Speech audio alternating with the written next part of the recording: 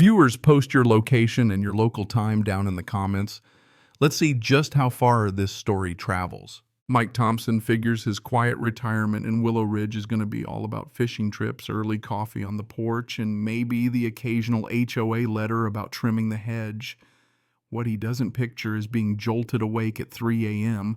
by a sound that reminds him way too much of incoming artillery.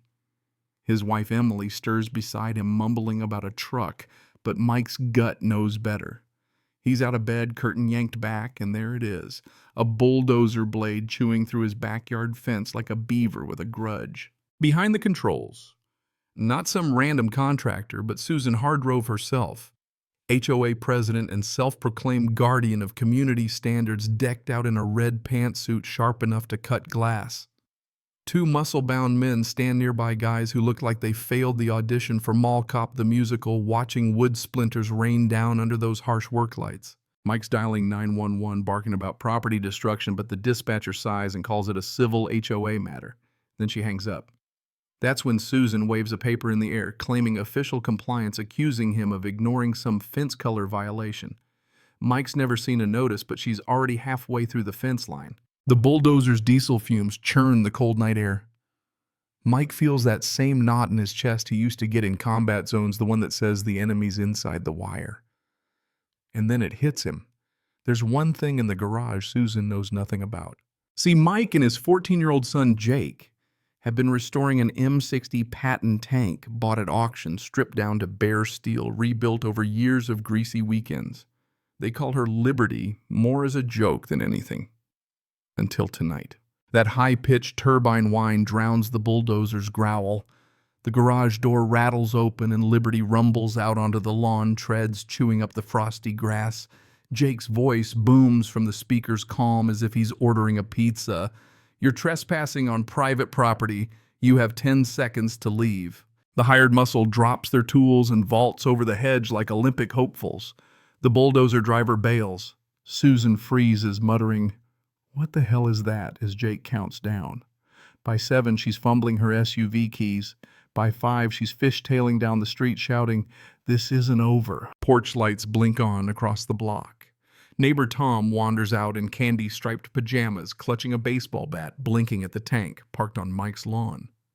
Emily just whispers, "Did Jake really just—" With the tank, Mike can only grin and think, "Yeah, and it's only the beginning." The neighborhood's still buzzing at sunrise. Phones out, coffee cups in hand, neighbors whisper like they've just seen Bigfoot mowing the lawn. Mike's still in yesterday's flannel, watching Jake hose down Liberty's treads when a news van screeches to a halt. By 9 a.m., there are 3 more on the curb. The footage is already viral, Liberty looming in the headlights, Susan's panicked retreat. Mike's buddy from his old unit texts, "You just became my spirit animal," while Emily's scrolling through headlines like "Marine Goes Armored on HOA" and "Tank Dad versus Red Pantsuit Tyrant." Historians still argue whether going viral is a blessing or a curse. In Mike's case, it's both. By noon, the cops arrive, not in tactical gear, but with expressions halfway between curiosity and disbelief. "Sir, is that a real tank?" one asks, peering at the steel hulk like it might sneeze. Mike explains it's demilitarized, no live rounds, just a big, beautiful paperweight with attitude. The officers nod, then hand him an order. "Don't move it. Civil dispute."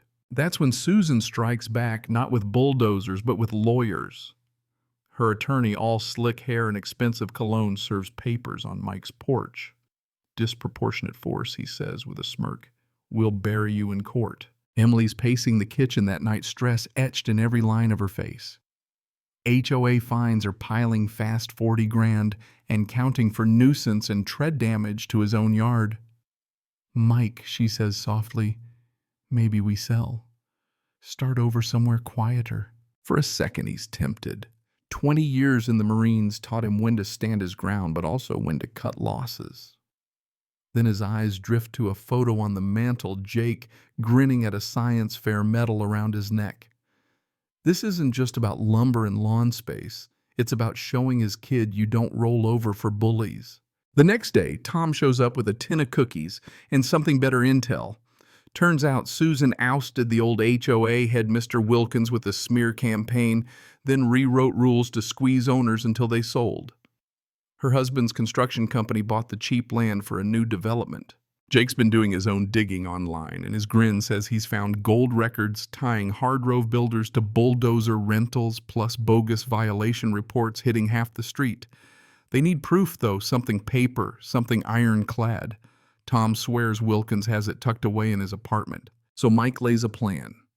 While a local reporter sticks a microphone in his face asking about the emotional impact of armored vehicles in suburbs, Tom will stage a scene down the street loud enough to pull cameras away while Jake drones aerial overwatch. Mike will slip out, grab the ledger, and get back before anyone notices. The question isn't if they can pull it off. The question is what Susan will do when she realizes they've got the receipts. The plan clicks into motion just after lunch. The air's heavy with that pre-storm stillness, the kind that makes dogs bark at nothing. Tom's bellowing about news vans blocking his Bionius, a word he probably made up on the spot, while Jake's drone hums high above its camera feeding straight to Mike's phone. Mike slips through the backwoods boots, crunching frost until Wilkins' building comes into view. The old man answers the knock, slow eyes wary under his ball cap. At first he refuses. That woman ruined me. I want no part of it.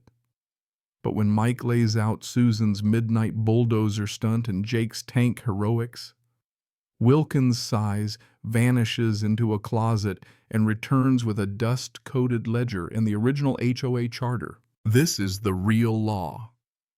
Wilkins says, voice edged with the kind of bitterness only betrayal can carve. Inside signatures, cash payoffs, meeting notes that dismantle every bogus rule Susan's been wielding. Mike tucks it under his arm like a football and bolts for home only to have his phone buzz. Jake's voice is tight. Dad, she's back. And she's got her own tank. Mike crests the hill and freezes. On his front lawn, a Watu-era M4 Sherman sits on a flatbed, Susan perched on top with a megaphone. Her goons spill off the truck chains in hand, aiming for liberty. Historians still argue whether this is absurdist theater or just plain lunacy. Tom's in the yard with a garden hose blasting anyone who gets too close. Jake's still in Liberty speakers booming last chance, step away. Mike sprints forward, waving the ledger like a victory flag. It's over. Susan, bribes fraud, your whole scam exposed. The chopper spotlight swings down. Sirens crescendo. The goons hesitate. The cops move in. Susan's face shifts from defiance to something hollow as cuffs click around her wrists. By month's end, the DA's dismantled her network. 6 families saved from foreclosure. The HOA dissolved. A new one forms. Tom voted VP of Events. First order of business. A community barbecue on Mike's rebuilt lawn. Liberty gets her own parking pad and a local legend plaque. Jake's tank stunt earns him a mechanical engineering scholarship. Even Emily admits over ribs and sweet tea that crazy hunk of steel saved us. As the sun dips low, Mike sits back in his lawn chair, the kind of peace in his chest that's been missing for years. Yet there's a question that lingers quieter than the crickets. Was rolling out a tank the right move, or did he just teach his son that when the system fails, you bring your own armor? The neighborhood chat still debates it. Maybe that's the point, because sometimes defending your home isn't about the perfect answer. It's about showing you'll stand even if the ground shakes under your boots. The wind down drapes over the evening like a warm quilt, soft and unhurried. The tank silhouette darkens against the last gold light, and the chatter from the barbecue ebbs into the low hum of contented neighbors. Mike's gaze roams the lawn, the repaired fence line, the gentle arc of fresh grass, the faint scuff of tread marks that somehow feel like a badge of honor. Emily leans into his shoulder, her hand finding his without a word. He can feel Jake's laughter from across the yard, tangled with Tom's booming voice, and the sound has a way of smoothing the sharp edges left by months of tension. Even Liberty seems to rest steel plates, cooling a quiet sentinel in the dusk. The sky deepens, pulling the first stars into view. Conversations taper off, replaced by the occasional spark of fireflies drifting without urgency. Mike breathes in slow and steady, tasting the smoke from the grill, the sweetness of nearby blossoms, the faint metallic tang of the tank that will always be part of their story. It's a simple moment, but it holds the weight of everything they fought for, not just land or fences, but the right to feel safe where you lay your head. In the end, that's all he ever wanted. And as the night folds in, there's no need for speeches or decisions, just the quiet knowledge that for now the battle's over and the home front is still.